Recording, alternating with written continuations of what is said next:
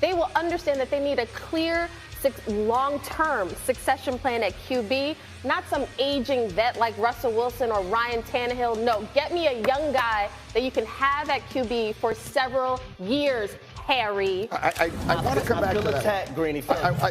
And understandably so. Bartholomew, give me a bold prediction. Yeah. From Harry's mouth to God's ears. Justin Fields to the Dirty Birds. I think that, welcome back, welcome home. The RPO game with him and Bijan Robinson back there will be dynamic like the Michael Vick days. I think they'll lead the league in rushing and really be able to have a great play-action game. God, Harry put it in the prayer box, and God can answer. Along with that computer fund. Our producer, Julian, let's come back to Justin Fields today on that decision. A little bit later, let's come back to that later this morning. But, D. Wood, I'll give you the final bold prediction of the top of the hour here. 2024 would be Dak Prescott's last year in Dallas. Yep. Yes. I mean, listen, we got CeeDee Lamb's folks, talking bad about Dak. We got Michael Parsons' brother talking bad about Dak. And listen, at the end of the day, we haven't heard anything from Dak Prescott, but you better believe just kind of sitting back and just listening to what everybody's saying, knowing that at the end of the day, it doesn't matter what any of y'all say, because I hold all the cards.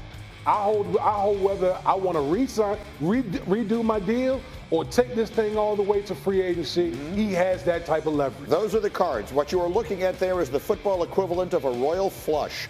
He has a cap number of $59.5 million this year. He has final authority on trades. He cannot be franchise tagged. That's as good a hand as you can possibly hold. And then he's listening to his boss, Jerry Jones, the owner of the team, at the Senior Bowl this week say things like this. Dak has done nothing to change my mind of any promise for the future. I think I said in the deal that we'd go as far as Dak takes us in the playoffs. Remember that? Right. We'd go as far as Dak takes us. Right. How you feel playing? And that's how far we went. Right. So. Okay. So my point is that doesn't change a thing. Okay. We'll go as far as Dak takes us. Love the shade. He definitely I love the shade. Listen, I do not want a man that loves me like that, because I feel like it's always a lot of backhanded compliments. Every time you got to listen to Jerry again, wait a minute now. I thought he was complimenting him, but. Didn't I tell you that? Didn't I tell you that? He does. No one says words better than Jerry Jones does. But here's what I have arrived at, and I brought this up on my radio show yesterday. Hear me out. Being the quarterback of the Dallas Cowboys is one of the true glamour positions in all of sports. It's like what it used to be the center fielder for the New York Yankees. It's like being the center for the Los Angeles Lakers. It is a position that, as Hembo pointed out on the radio yesterday, no one ever gives up because you wind up being Roger Staubach, Indianapolis Colts, or the Green Bay Packers, or any place else.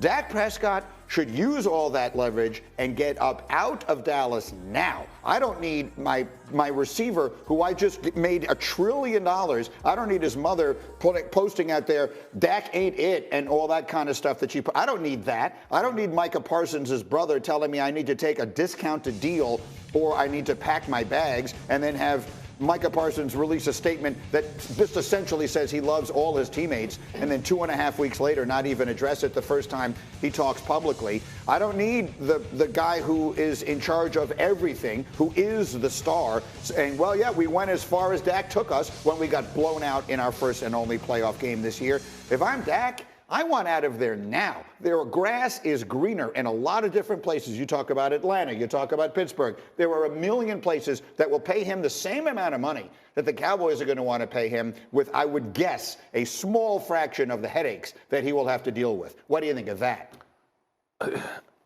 I'm in. Just think from Dak Prescott's perspective.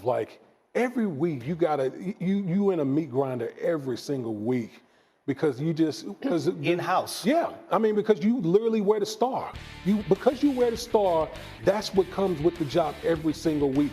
And Dak Prescott, Walter Payton Man of the Year, has done nothing, was a 4th-round pick who's just played better and better and better every single year. He has. That's the truth of it all. Okay, and so we can admonish Dak, and for the way he played in the postseason, and I'm sure he's self-reflecting on that as well. But for you to have all these in-house shots being thrown at you, for what? And you hold all the cards? Please. Let me ask you a question. You led teams, you, Bartholomew Scott, on great defenses that had rookie quarterbacks take them to AFC championship games consecutively. Joe Flacco and then Mark Sanchez.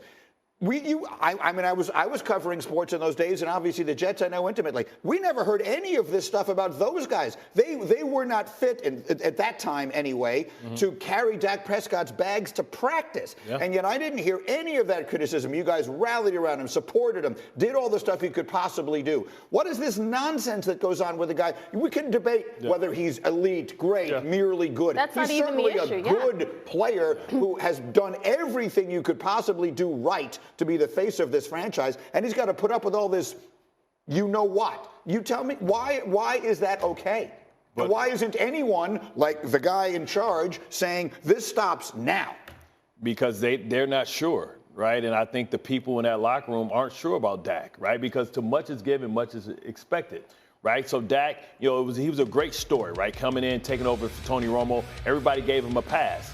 But now you talk about, you need your stars to be stars. And the reason why we didn't, go at Mark Sanchez, we didn't go at Joe Flacco, because we understood how we were built. And when it came time, the lights came on, and the money you have spent on the defense side of the ball, those guys showed up. Ed Reed showed up. Ray Lewis showed up. Terrell Suggs showed up. Right. Haloti Ngata showed up. Right. I showed up. Right? Because we understood how we were built, and we understood who the pressure was on. It wasn't about Mark Sanchez. It wasn't about Joe Flacco to get it done. And the thing is, they built this team around Dak Prescott. Most of the money is spent in the receivers, the offensive line. They've done everything. They went out and found Ferguson, who's a great weapon, and he's come up short.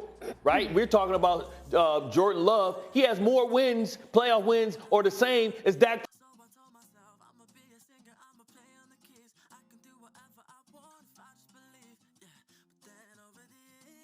Everybody's telling me to find a career, and I'll be rolling my eyes, thinking I'll be alright with my guitar by my side.